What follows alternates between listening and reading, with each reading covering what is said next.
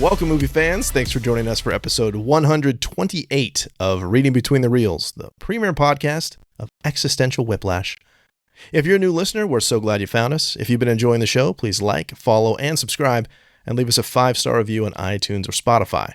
You can also support the show by posting on your socials and by joining our Facebook group. I'm Craig Dickinson, and I'm joined as always by my co-host Corey Heichman, Justin Eldon. What's up, fellas? How we doing tonight? I'm good, Craig. Good? You mustn't be afraid to dream a little bigger, darling. One of my favorite bits. So what have we been watching this week? I'm going to start with Justin. What have you been watching? I have been watching Black Mirror. I don't know if anyone has ever seen Black Mirror. I love Black Mirror. It's on Netflix. I didn't know they came out with a new season.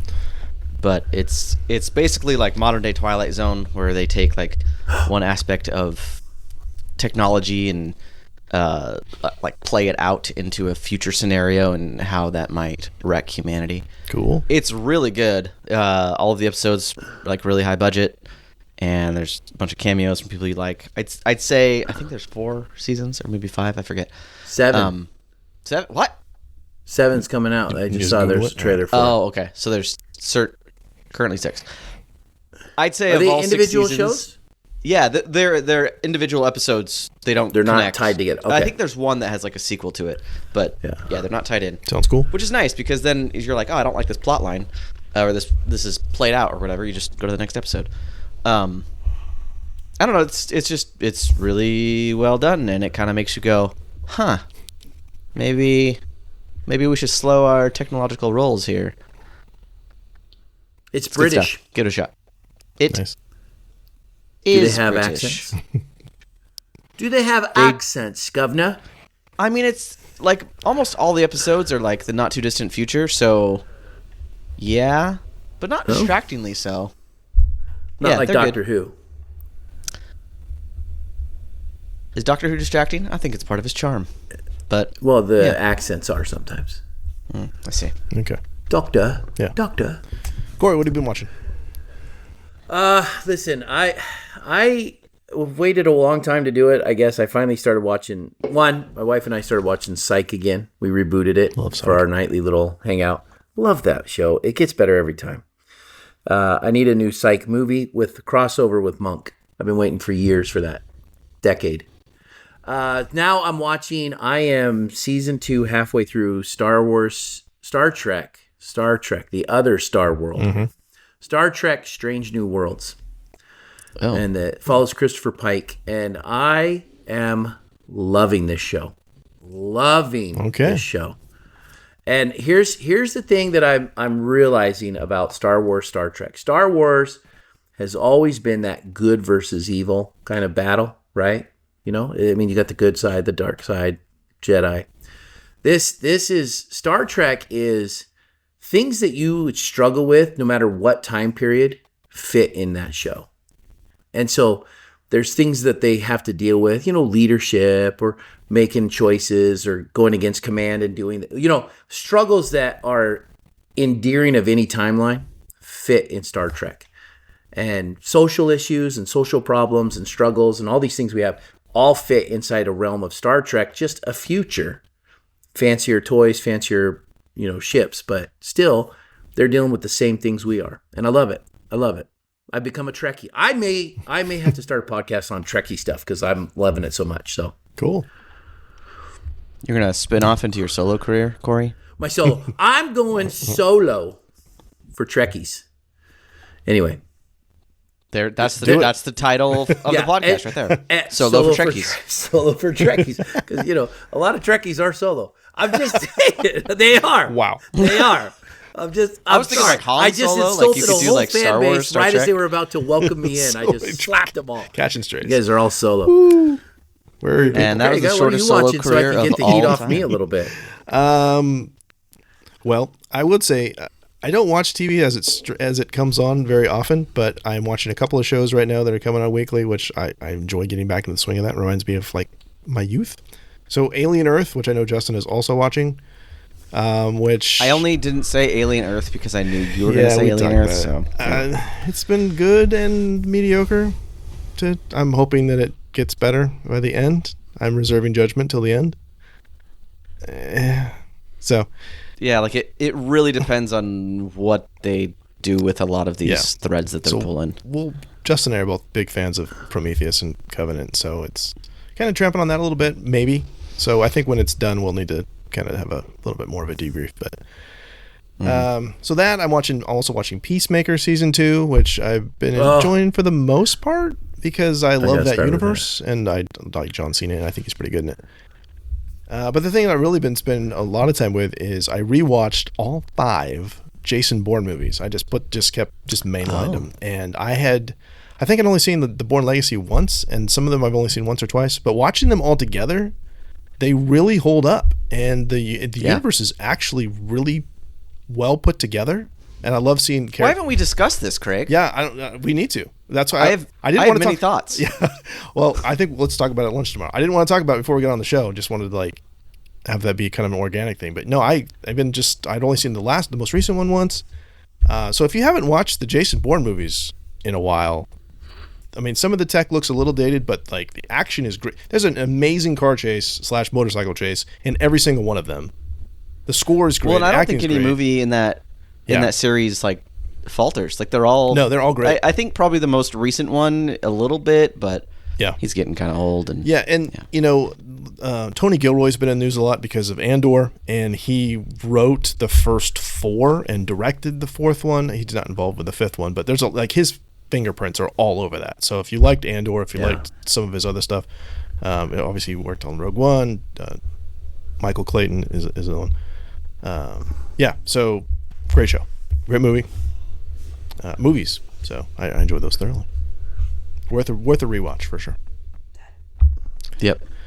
Yeah, good stuff. So tonight, though, we are back to our series on the films of Christopher Nolan, and we are going to begin to tackle Inception from 2010. So, fellas, let's go ahead and kick off with our overall thoughts on Inception, Christopher Nolan's Inception from 2010. And whoever wants to just jump in. Well, so we decided to make this a 2-parter because we can't do this movie justice. There's too many layers, so much going on. And I know the major criticism of this movie is that there's so many plot holes, which I feel like I want to address later. I feel like it makes a lot of sense that there's a lot of plot holes because you're supposed to question whether or not you're still within this dream reality, and dreams have plot holes. That just adds to it. I don't know if that's intentional or not, but I'm gonna live with it. And the movie is fast paced, and it doesn't get hung up on details. It focuses on the big picture, the theme of the movie, which to me is more people call it a heist movie, but I feel like it's more of a psychological thriller where you're asking yourself, how often does our memory and our experiences and our past sabotage our own greatness? I feel like that's the whole thing. And Dom, Leonardo DiCaprio's character, that dude's all about that. He's obviously this incredibly talented person with a bright future, and then he is just letting his past bring him down over and over again. And so overall thoughts, great movie, great film. Very few complaints, but I'm sure we'll find some. Yeah, there you go. We will pick those nits. Corey, what are your overall thoughts? Well, now hold on. Okay, because here's the thing. Here it starts. I love this movie. Wait, pause. Corey, real quick. Yep. Can you describe the manner in which you watched this film? Was it on a TV? Was it on a phone? Was it in one sitting? Was it in multiple sittings? This was in 3 sittings, and I would watch part. I actually did it on my prep. Don't tell anybody from school. I did it on my prep. I'd watch a part, and then the next day I would go back and start a little bit, and then part. And then I'd come home and watch part. Yeah. I guess I did over a couple sittings. That's fine. I've done that many times. Yeah. But the thing sometimes I it did, helps digest. Well, and it allowed me to kind of go back a little each time and overlap a couple scenes that I didn't get. So let me explain this about Christopher Nolan that I realized. One, I think the guy has an absolute endless, when he got to this movie, he made Memento, he made Prestige, he made The Dark Knight, right? And then he made Dark Knight Rises before this. No, Dark Knight Rises So after at this. this, Rises is after after this, yeah. Dark Knight and Batman Begins. Sorry. Yeah, 2 Batman films. Yeah. So, yeah. By the time he gets to this, everybody knows, man, this guy's a thinker. This guy does, just deep cerebral stuff. And so he goes and makes this movie. I don't even, what's the runtime on the movie? 148 minutes. Yeah, ridiculous. Okay, because it won't be the last one like that. Yeah. No, I know, but that's just what he does. Mm-hmm. He goes, most studios, especially DC, would come in and say, cut pieces out and say, you don't need this, you don't need this, you don't need this, and butcher up a film. Christopher Nolan, I don't think they do that. I think they look and go, 148 minutes? Are you serious? And he's like, yeah, that's what it takes to tell my story. And they're like, okay, it's Christopher Nolan. Yep. Like, and so let him cook. Let him cook. Yes. Because at the end, I love the movie because this is not a one-watch movie. You have to watch this movie 2, 3, maybe 4 times before you really kind of get a sense of where you fall in the stories, right? Like what you believe. But I also hate that because I can't sit myself down and watch a 148-minute movie 4 times before I can figure out where I'm at. So, I mean, but that's him. He does complex rules. He does hardly any hand-holding throughout the whole thing to make it obvious for you. As we all know, we're still debating it all these years later. Yep. But he gets a maximum payoff on it. So I think it's great. I love to watch it. I got more out of it this time. I definitely have some different theories now than I did the first time I watched it. I'm probably going to have to watch it again, but I don't know when, if I have the energy to watch it again. Like, I'm worn out. I'm in limbo right now. I'm in limbo, and I'm just like, I got to go one more level down, and I don't want to. But I guess I have to. Beautiful. Oh, my gosh. So I had this actually much later, but it makes a lot of sense to do it here. Is I heard a quote that said that this movie was like a metaphor for the film-going experience. So that's kind of what dreams are like. And I love that. Like that this movie is a metaphor for film too. Like, cause you kind of have to use your imagination and going through, and he's like bringing us into his shared vision. It's, I love the fact there's so many different, theories about this. Like nobody really has a firm grasp on it. Like we'll talk about the ending repeatedly. Like there's not a definitive ending, which you can debate. Like there's text evidence that you can pull from that to debate different things. But this is a film that, it reminds me a little bit of like, did you guys ever see Dreamscape from like the 80s, Dennis Quaid? It's like way back, but it's the same basic premise of, dream stealers and that kind of stuff or whatever, lucid dreaming and whatnot.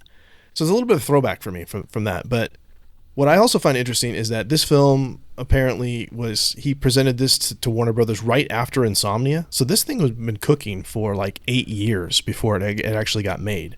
So this is like his original ideas are coming in the wake of like The Matrix and some of those. Well, there's a lot of virtual reality stuff talking about which reality is real and all that stuff. And yet somehow this movie feels fresh because it comes out later, but it's also on a completely different wavelength.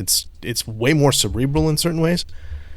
And you're playing with the time dilation, which won't be the last time that we do this. And I forget that this movie basically starts near the end, and most of this movie's flashback. Even that, fantastic film though. Just I love it. Like, and this seems to be. I mean, obviously, we talked about in the last film. Heath Ledger wins an Oscar, and that's like the first Oscar for a Nolan film. He's been nominated, but this one wins 4 Oscars. Is nominated for 8. It was nominated for Best Picture, Best Original Screenplay. Didn't win those. Best Art Direction, Best Original Score. But did win for Best Cinematography, which we're going to talk about in a second. Best Sound Editing, Best Sound Mixing, Best Visual Effects, which, yeah. And they hold up. All of it does. I have a hard time believing. I think even like putting all that aside, you can look at the cultural impact of this movie. Yes. Like 15 years later. How is this movie 15 years old? I don't get it. Right? But 15 years later, it's still like dead center in a lot of conversations about films. Mm-hmm. Like it's right there. Yeah. As are a lot of Nolan films, but it's both like highly praised cinematically and like with awards, but also culturally, and it's still like very much within the zeitgeist. And I don't know, it would be really hard to pick what my favorite Nolan movie is, but if I had to pick one, I think I'd say this one.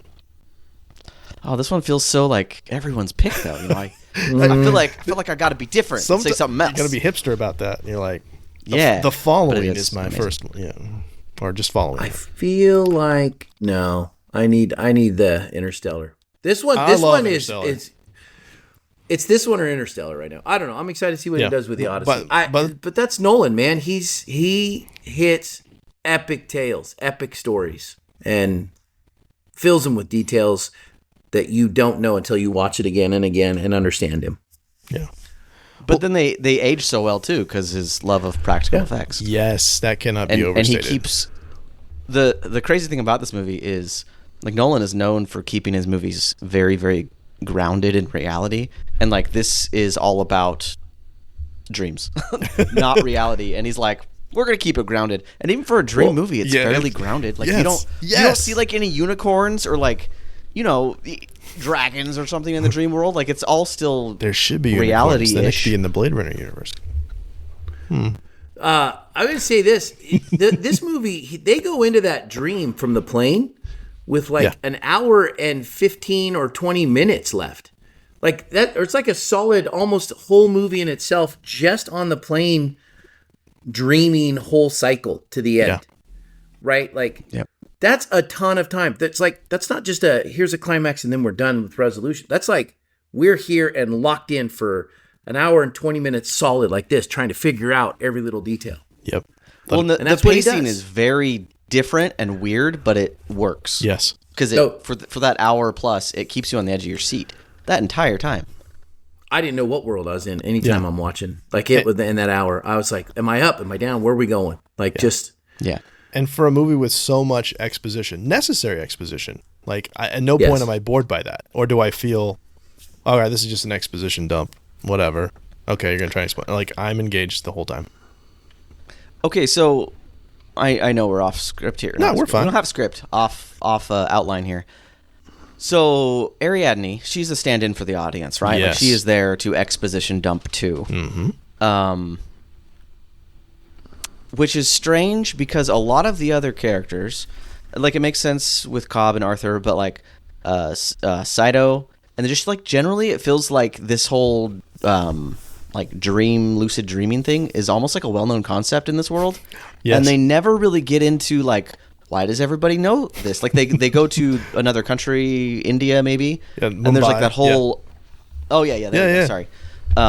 There's like that whole underground room where just like a ton of people are doing that, and it's like, you know what that reminds me of? It reminds me of John Wick a little bit, where there's like, hey, there's whole subculture right below the surface that you didn't know about. But yeah, they don't make a big deal about it. Like she doesn't know about it, but there is a lot of people that know about lucid dreaming that work and this technology that apparently was secret military tech. Wait a minute. Okay, now hold on. Was that real? Was what real? That was all the real world. That was the real world. Him flying to India and going. That's this. Okay, here's the question. We're still on overall thoughts here. We got to start talking about the tops and the where we at and we fall. That's the most important thing on this movie that we got to talk about. Where do we all fall? Because I'm lost. I got two theories and both of them work. Yeah. I want to kind of save some of that for the end of the next show. Doggone it. You got me. So let's dig. Well, I'm sure that's going to come up naturally, but let's dig into some of the finer details, as Justin alluded to. And so cinematography, for which it won an Oscar. Some composition, camera work, color stuff. What are some of the things that we pulled out and noticed this time, and what do we think it means? I don't want to talk about that, Craig. I want to talk about theories. We will. There's time later, but let's dig into this. I know. I'm just gonna jump in and go first here. That's like baiting the hook. So Ariadne, right? Mm-hmm. I already mentioned how she's, the stand-in for the audience, but you know that not only because of the massive amounts of exposition dump she gets, which don't feel tacked on, like they feel semi-natural. Like sometimes exposition dumps, I'll just be like, nah, I see that you did the thing. I don't feel like that with this movie, but she's almost always in every single scene standing like dead center of the frame, or sitting dead center of the frame. Mm-hmm. Whereas other characters, especially Cobb, is usually off to the side.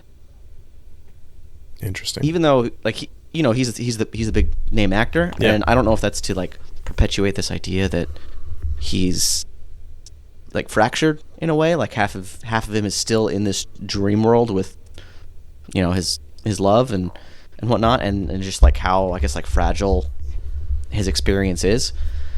And then like there's the obvious stuff with color. I feel like the dream worlds are always a little on like the warmer tones, like warmer hues, warmer browns. Yeah. Things like that. I mean, actually, that's turned on its head when you go down deep enough into that snow. You know what? Scratch that. They're not warmer. Yeah. Well, Shut up. I think it depends. Like, just to jump in briefly, but like the Saito's castle, which is in the first dream, in Saito's dream, but is also in Limbo, because that's from his mind, is super warm. Like, it's like golden hour. There's lots of gold in there. It's super inviting and super wealthy. Clearly, it's meant to indicate wealth and security. And yep. But then we get the deeper level in like the snow fortress. Yeah. I understand the fortress, but the snow, maybe because the cold heart of his father. Oh. I don't know. I like that. I just pulled it out of my butt. Yeah, I thought the snow. Here's the thing about that. Like, I thought that snow represented they're going further down, and the less details you have in snow allows you to cover up a lot. Ooh, I like that. Like, you're down in the snow level, that means it's colder, it's darker, and not that it's darker like darkness, but it's more like if you have grass and green and trees, you have to plan for all of those. Like, you create a full busy scene. You have snow, it's just white. It's like white noise. And then here's the base that I'm going to go to. So I felt like, I don't know, I felt like the geography kept that going, but. No, that's very interesting. I wonder if we look at the dream worlds, do they get progressively less detailed as we go deeper into them? Oh, okay. So let's think about the first layer. What was the first layer of that dream? Well, that would have been first layer is the rain, right? Well, that's a lot. That's a lot. Yeah, and then it's the hotel, and then it's the the water. You could probably say they get and there's detailed, whole cities and everything, details. And then when you get further down, it's the base, and then you go further down, into their world that he created, right? Yep. But then you also get to Limbo, where Saito is. It's just that room. I don't see much else besides that room. Yeah. Sounds like a rewatch. It's getting smaller and smaller. See, this is what I'm talking about. Well, then additionally, when you get into Cobb and Mal's world, that's super basic, right? Yeah. Very minimal architecture. Yeah. It's the same thing repeated over and over. Yeah. Anyway. Yeah. Corey, you have some composition stuff you want to talk about? Yeah, for composition, I thought some of their camera work that they did and some of the stuff they did, especially the rotating corridor, was phenomenal. Love it so like much. how they layered all that, and that was practical effects stuff. Yes. I mean, that's not CGI and him moving like Spider-Man up and down. That's an actual set they rotating, built that thing, and he has a steady cam on it. I mean, it's phenomenal. And then just some of the coloring in the whole movie. There's nothing that's really over bright. It almost reminded me of a Matrix. Where you're in the world of the Matrix, it's always a green hue. I felt like this was always a muted, nothing too bright. You didn't see hot pinks. You didn't see bright reds. You didn't, you didn't see all of that stuff. So, kind of nostalgic type things. So, anyway, and then I love the slow motion stuff they've got going on. He hits those in such the good spots where there's just slow motion. The car or the van coming off the bridge. Yeah. And we keep going back to it, and it's just. The time dilation thing, yeah. Yes, and it's just incredible because what it is he's using the camera and he's using the art of what he's doing with the camera to tell the story and emphasize there's time dilation here. 10 seconds here is 15 minutes here, an hour here, a year here. So. Nolan does it, man. He brings in all the components to tell his story, not just here's the script and you're going to follow it. Nice. Well, I had a couple shots that I wanted to talk about. One of them is an exposition thing, and I'm gonna have to go back and look at it. I can't remember if Ariane is in the middle or not, but she's in the scene with Arthur and Dom, and this is the scene they're talking about explaining the origin of the tech. And what's about how it used to be, it was designed for the military to use it as a training program for soldiers to safely kill each other. And it's a really wide shot, which I thought was really interesting. Like, it's not on a shot like when you're talking about important dialogue, usually it's close up and back and forth on the faces or whatever. But it's not. It's from like, it looks like it's from like 20 feet away, like almost like we're eavesdropping in the conversation. Or what I thought, like, it's kind of this disconnect from reality. That's trying to hammer that home. Like, these soldiers are supposed to be able to disconnect from the actual acts that they're performing. Like, they're supposed to be killing each other. But they need to be able to do it in a quote-unquote safe way to do this and to disassociate. And so I thought, the combination of that shot, them being far from us, and the conversation, that cannot be an accident. That seems pretty stinking intentional. That scene always makes me so mad, because that one line where they just casually are like, oh, this is tech built for the military. I'm like, can I get a prequel of Cobb and Arthur, like, either stealing it, or working for the military, or stealing it from the military, or helping develop something? Give me a prequel. Yeah. And both those guys are quite a bit older now, 15 years. You could recast them, totally fine. Or de-age them. I know Christopher Nolan doesn't do. Yeah. Christopher Nolan doesn't do sequels and prequels except for with Batman, but it's like, I want that movie. Another thing I really like, and we'll talk about the final shot later, but yeah, that's just amazing. We'll talk about that at the end of next show. But the shot, and I love how subtle it is, where you have Eames turning into Browning, and so he's sitting in front of that trifold mirror, and it cuts away, and then it cuts back, and like more of the mirror keeps filling in with Tom Berenger's face, and it's so subtle. I love that effect so very much. And the one at the end where he's on the shore and he's talking about, my father wanted me to be my own person. The camera's slowly panning by him. It's Tom Berenger. Yes. And as he says, I'm going to be my own person, and we come over, now it's Eames. Yeah, it's around like his corner. Yeah. Subtle. So cool. And it was a single shot. Yeah. It wasn't a pause, change angle. It was like one shot.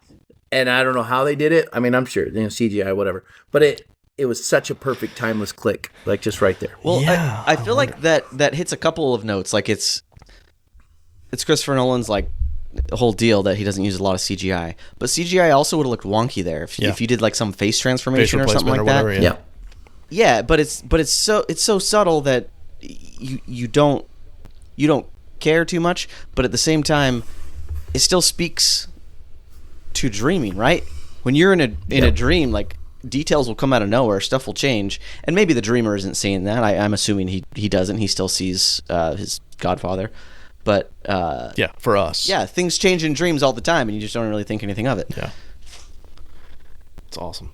Just a couple more things I just want to bring up. Just we see a lot of the same shot with alternating close-ups of Cobb's face, and then his point, and then from there you see his point of view looking at the back of his children, and we never see them until the end, and just that back and forth long, and like because we take his place, right? We're looking through his eyes, and we're anticipating, and we're hoping we get to see the kids, and we never do, and then we never, and just it's heartbreaking, and you really like. I know Nolan gets a lot of crap about like he can't write characters or whatever, like. That is a beautiful, emotional, painful, melancholy moment.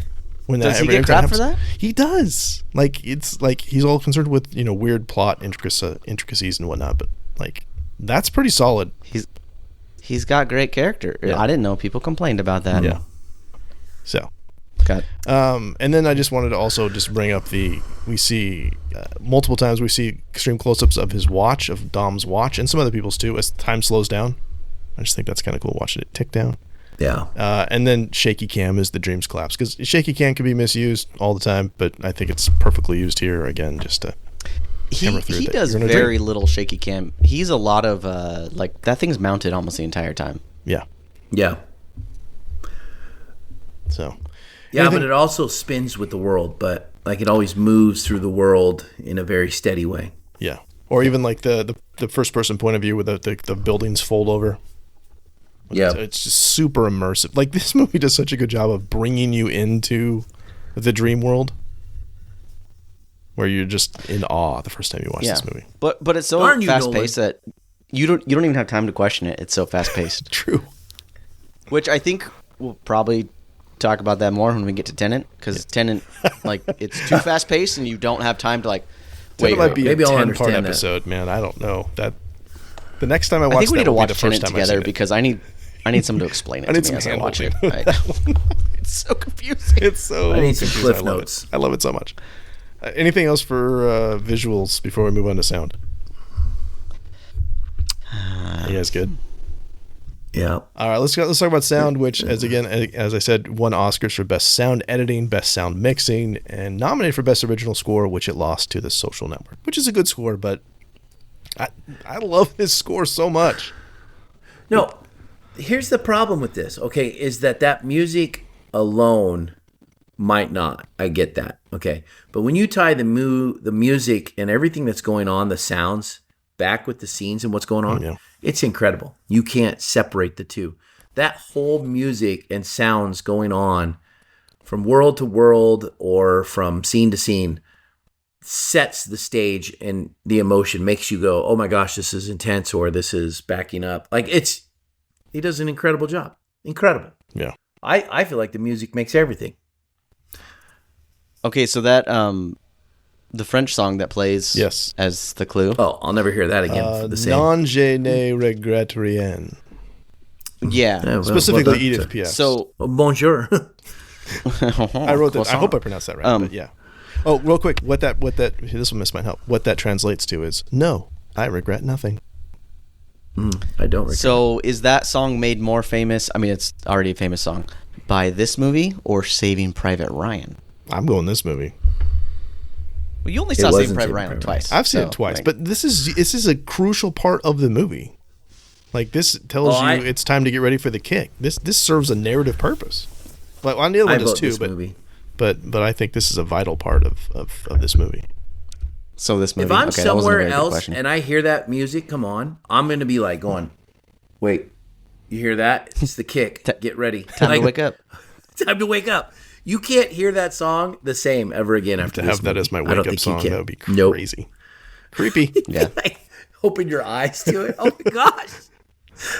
Is this the movie that made the that sound famous? The I think so. Is this where this started? Because it was in the trailer. That was one thing I saw a lot about. Yeah, that was which was so cool at the time, but now for good I'm or just for like, evil. Stop.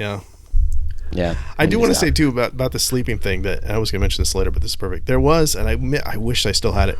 There was an iPhone app that came out around the same time as this movie. It was the official I was going to say Insomnia, Inception app that had score in it, and it was supposed to induce dreams. And when you'd build levels if you went let it play for certain. You were supposed to put your earbuds in and listen to this music as you dreamed.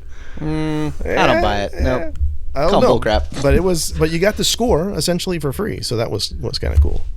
But I did try it every now and again. Back once upon a time where music, cost money. Now it's this is 15 years ago when this existed, but yeah. So other things. What about sound effects? Any sound effects that we really liked? Because I have a handful. Oh wait, can I talk about soundtrack just a little bit? Do it. Yeah, anything. That's all good. As we know, I'm not one to notice the soundtrack. I feel the emotion, but I don't notice it. But I think Nolan is just so good at when not to play the music, right? Ooh. When to cut it for the emotional effect. For example, when Mal. Oh yeah, brutal. Jumps. It's silence, pure silence. But he uses that as a weapon for the audience, and that scene is rough. And oh man, Leo's acting in that scene you don't ever see his wife die, but you feel that pain and emotion. Oh, that's top notch acting right there. Goodness, I love we talked about the slow motion with the visuals. There's also slow motion sound during the kicks, which it's married together. I think that's just great sound design. I love the sound of all of the architecture and the buildings as they fold.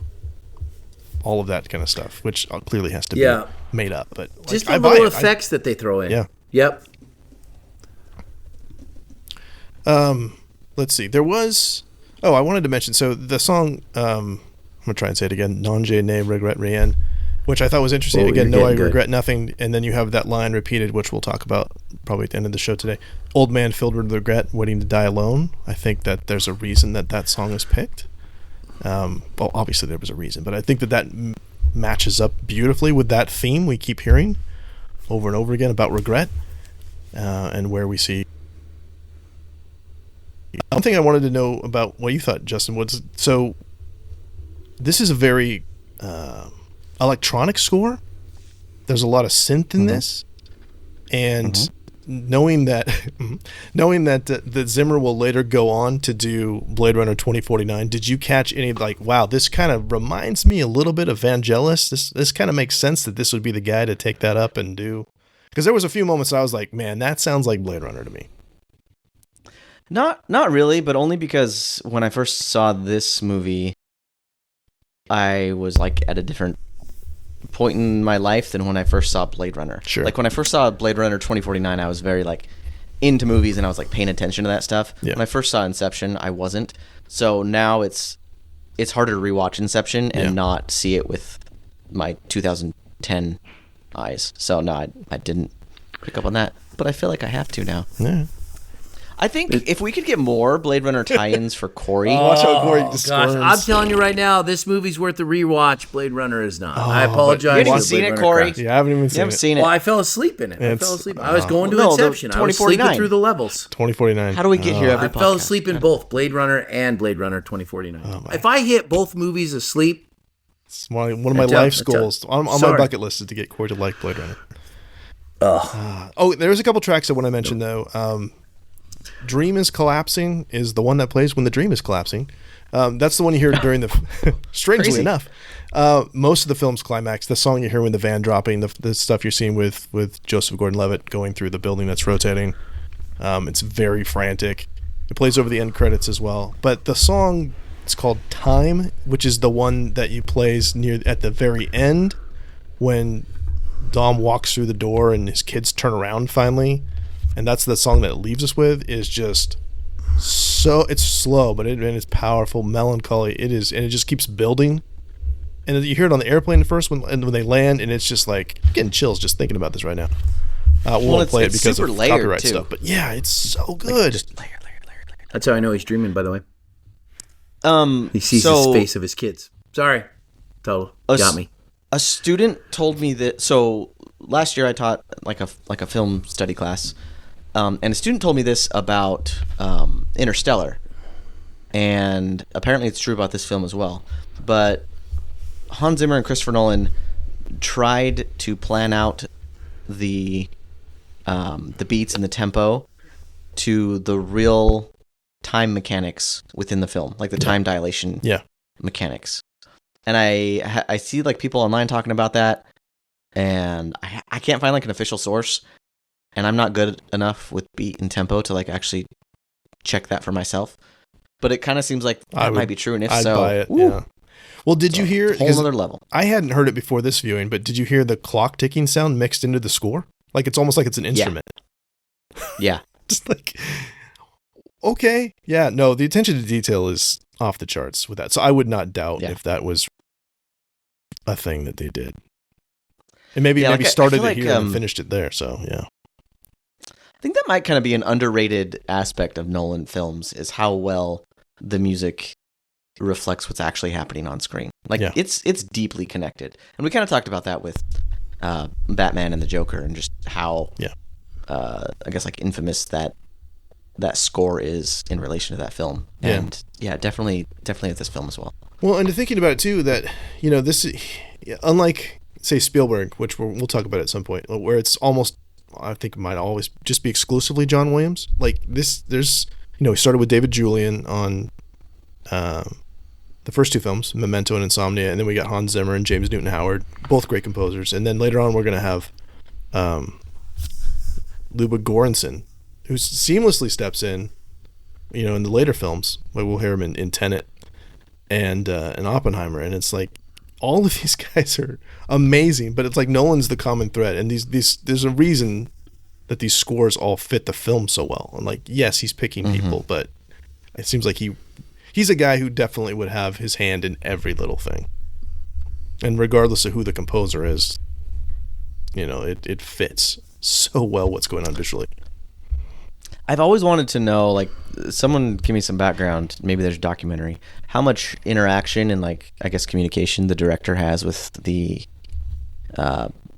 composer, and like how much, I guess, direction they are given. Like, what's the give and take there in that situation? Do you think Hans Zimmer had like near complete creative control with a few notes from Nolan, or is Nolan kind of taking the head and then Zimmer, does his dream through Nolan's directions? I want to see how that works out. Yeah, and does it evolve? I mean, I could see that, and I would love to hear some more about that. And like, that's a thing we should probably dig into. But with a film like Batman, with Batman Begins, where that's a huge studio thing in their property, and it's Warner Brothers, and they're like, all right, we're gonna let you do this, and you get to work with Hans Zimmer. I could see Hans Zimmer being already very well established, like kind of doing his own thing, but as it maybe Nolan rises up a little bit in prestige, no pun intended, that they, the partnership becomes more of a partnership and less of a, I'm going to just go over here and do something cool and just trust me. Yeah. So, a couple other things I just want to say vocal sound wise. I really like the voiceover about the resilient parasite, the idea of being a resilient parasite. I guess this editing bridge into the main timeline,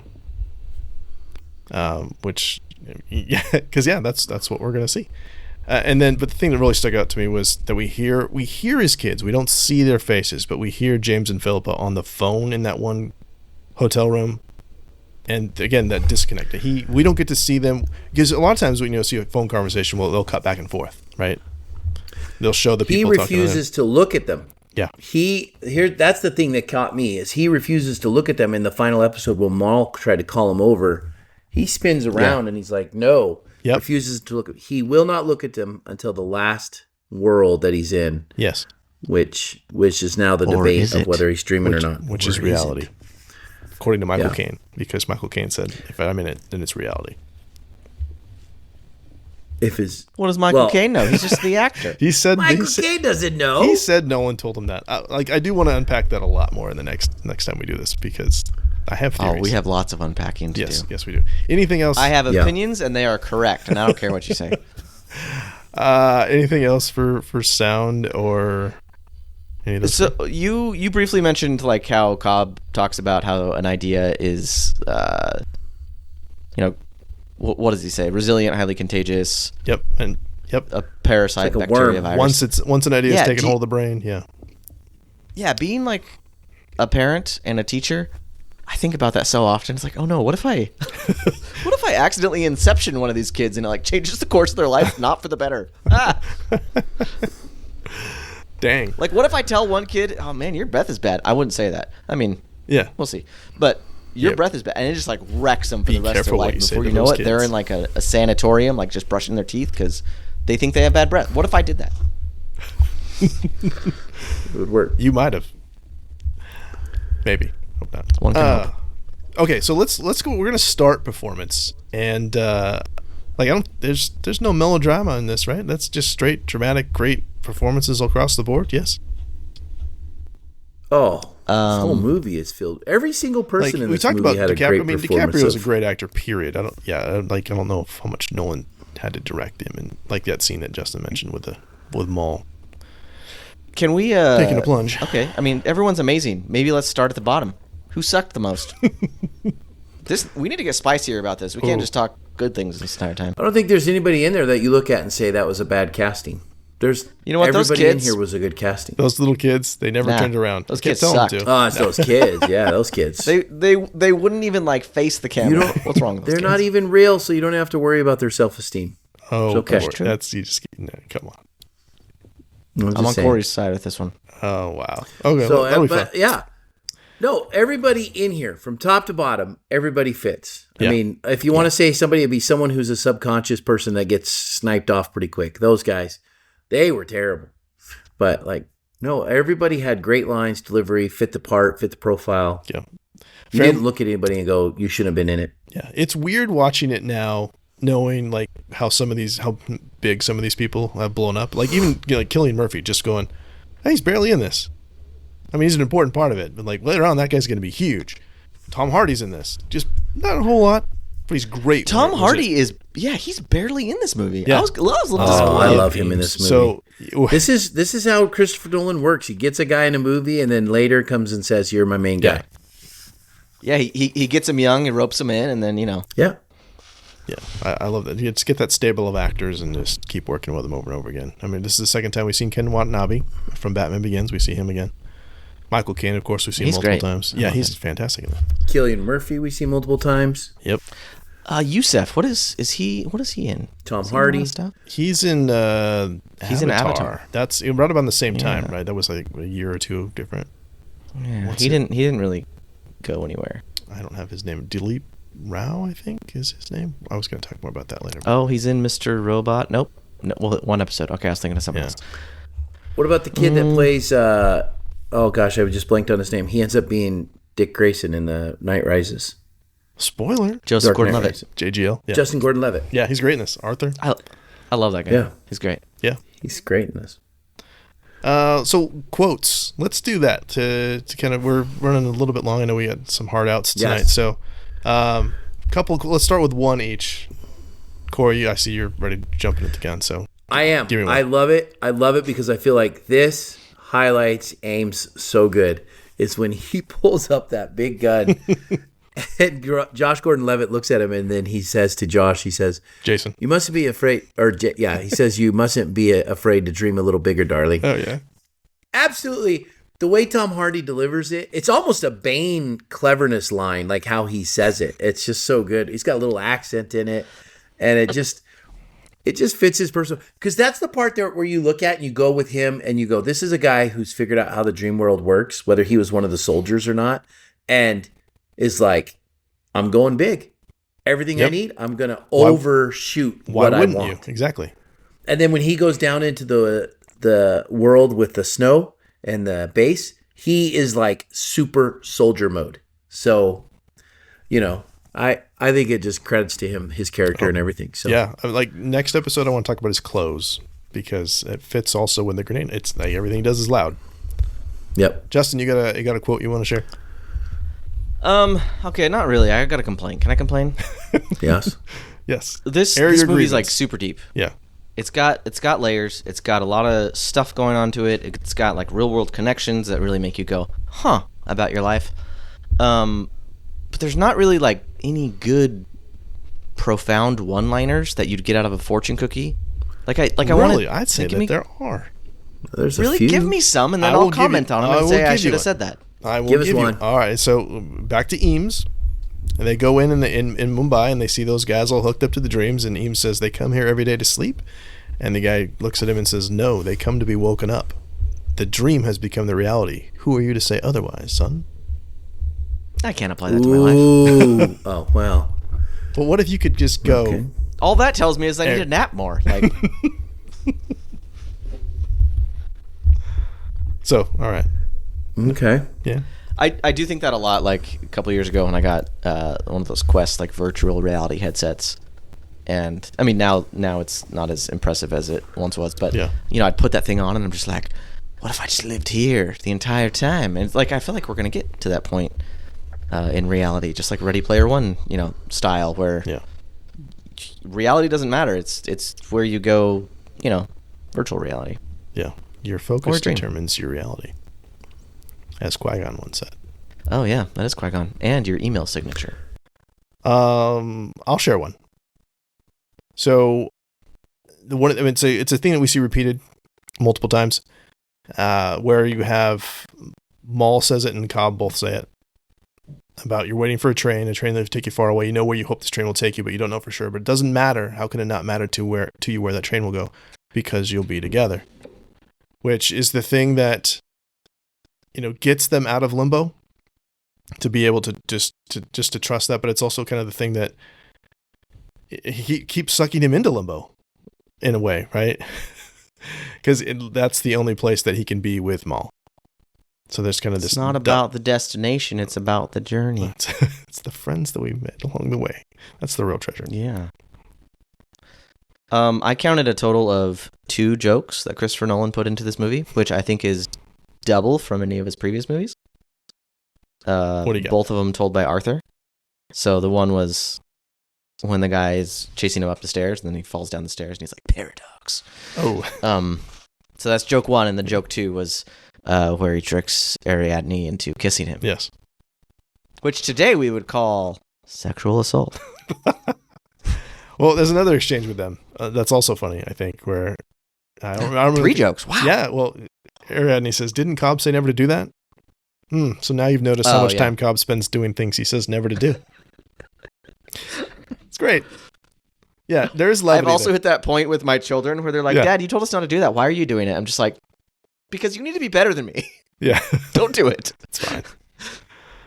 Okay. So anyway, like we said, we're going to pause here because this movie is just so dense, and we want to make sure we give it its due, not rush through it. So we do want to make sure that we give you guys all a chance to share your favorite quotes with us, if you have some from Inception. So that's what we'll end with. So right now we're going to go ahead and wrap up, and we just want to say thank you guys so much for listening. If you'd like to connect with us, you can find us on X, Instagram, and Facebook. Email us at readingbetweenreels@gmail.com, or use the SpeakPipe app on our website.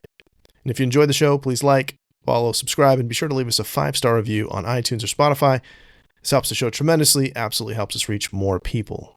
So as we said, our next episode will be a conclusion of our breakdown of Inception, starting with a continuation of our look at the performances in the film. So send us an email or voicemail about your favorite quotes from Inception, and we will share them at the start of the next episode. I want to know who the worst actor is in the movie, too. Send us those emails. Let's do it.